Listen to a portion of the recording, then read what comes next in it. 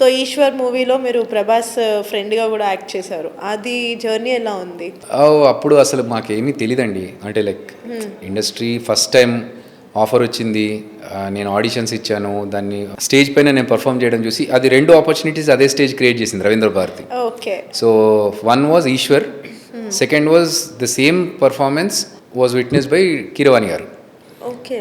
So Keeravani గారు అదే రవీంద్ర భారతిలో అదే పర్ఫార్మెన్స్ చూసి ఆయన రాజమౌళి గారి దగ్గరికి పిలిపించి నన్ను ఇంట్రడ్యూస్ చేయడం జరిగింది. అలా ఈశ్వర్ సినిమాలో ఆడిషన్స్కి పిలిచారు, నేను వెళ్ళాను, పర్ఫామ్ చేశాను, వాళ్ళకి నచ్చింది, యాక్టర్గా స్టార్ట్ అయింది. అప్పుడు ఏంటంటే మాకు సినిమా షూటింగ్ ఇవన్నీ ఏం లేవు, తెలీదు. అవును, అంటే అందరం కొత్తే కాబట్టి, ప్రభాస్ గారు కొత్తే, మేము కొత్త. కానీ ఒక హీరో పక్కన యాక్ట్ చేస్తున్నామంటే ఒక ఫియర్ ఉంటుంది కదా అసలు ఎలా, ఎందుకంటే ఆయన అలాగే కంఫర్టబుల్గా ఉండేవారు. ఇప్పుడు ఒక పెద్ద హీరో ఫస్టే ప్రభాస్ అన్న ఈ రేంజ్లో ఉండింటే మేము భయపడే వాళ్ళం. మేము అప్పుడు ఆయన కొత్త, మేము కొత్త కాబట్టి ఆయన జోవియల్గా ఉండేవారు, అందరితో మాట్లాడుకుంటూ. సో మేము అసలు షూటింగ్ అన్న ఫీలింగే ఉండేది కదా మాకు. ఓకే. అలా వెనకకేసుకొని